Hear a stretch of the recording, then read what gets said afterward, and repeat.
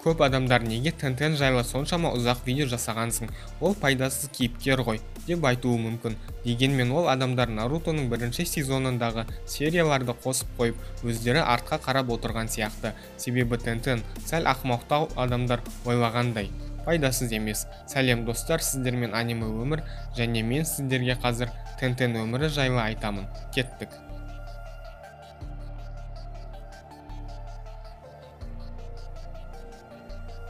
Тентен Канохада дүниеге келді. Оның қай әулеттен шыққаны, ата-анасы кім екені де белгісіз.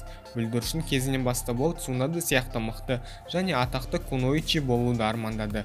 Дегенмен Тентеннің ниндзюцу мен гензюцуға қабілеті болмады, бірақ оның фуинзюцуға икемді екені білінді.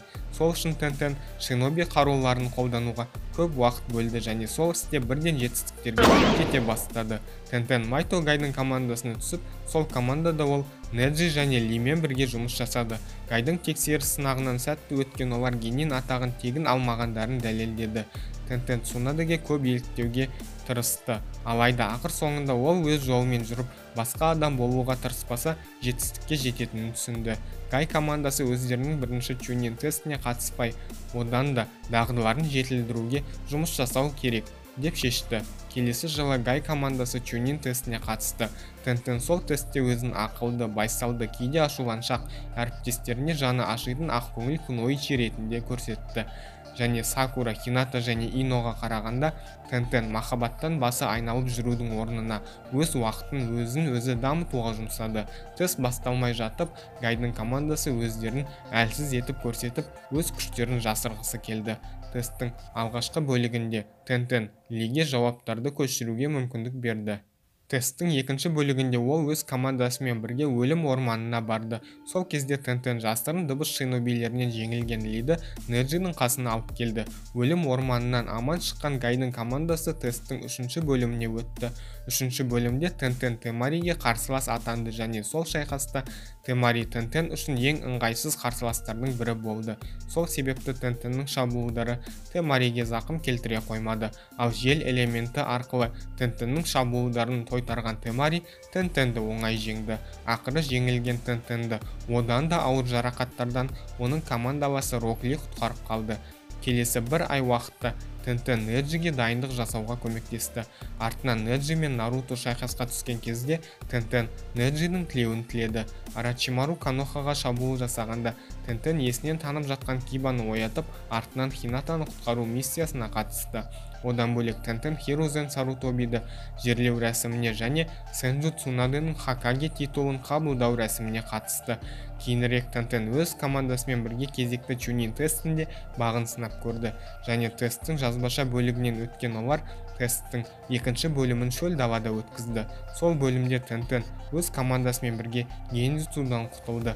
Жасырын құм жаңбыр шинобилерімен шайқасқа түсті. Сол чунин тестінде Тентен өзін болашағы зор куноичи ретінде көрсетті. Оған оның көп мөлшерде су шақыртуы дәлел болды. Ақыр соңында тест тоқтатылып, Тентен Канохада чунин атағын иеленді. Наруто Шиппуденде Тентенге шынымен де өте аз уақыт бөлінді және ол авторлардан ешқандай жаңа қабілеттер алмады. Дегенмен Тентен Гай мен Рок Ли екеуімен бірге көп жаттыққан соң оның шыдамдылығы мен тайджутсуы өте жоғары деңгейде десек те болады. Және ол Неджимен бірге көп жаттыққан соң оның чакра және чакрамен қалай тиімді жұмыс жасау керектігі жайлы да түсінігі мол. Тентен Казакаге Гараны құтқару миссиясына қатысып, өз командасымен бірге Хашигаке Кисаманың клонын жеңді. Артынан Тентен командасымен бірге өз егіздеріне қарсы шайқасып, жеңіске жетті және екі қолынан айырылған Дейдарамен шайқасқа түсті. Тентен Сарутоби Асуманы жерлеу рәсіміне де қатысты. Содан кейін Тентен үш құйрықты Биджуны ұстау миссиясына қатысты. Ал Пейн Канохаға шабуыл жасағанда Тентен өз командасымен бірге миссияда болып, Канохаға тым кеш жетіп үлгерді. Және одан бөлек Тентен Чикара филлерлік аркасында қайта тірілген шинобилерге қарсы шайқасты. Артынан ол Шикамарумен бірге Нарутоларға керек жарақтарды жеткізу миссиясына қатысты.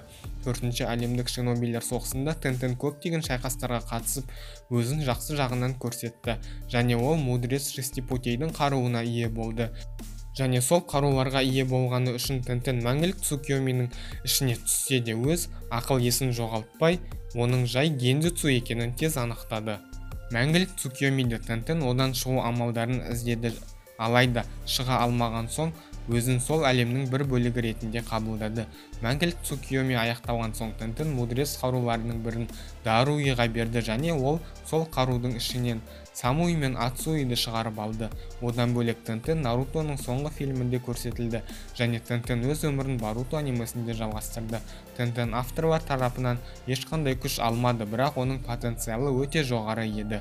Кем дегенде оны Қаншер Акамедегі Сэрью Юбикитас деген кейіпкерге ұқсатып дамытса да болар еді. Дегенмен авторлар олай жасамады. Ал егер сен Тентен топ-10 деп ойласаң, онда видеоға лайк бас. Ал егер оны соска деп есептесең, коммент қалдыр. Ал осы видео ұнаса, каналға тіркелуді ұмытпа. Ал сіздермен бірге болған аниме өмір видеоны соңына дейін көрген адамдарға көп рахмет. Сау болыңыздар.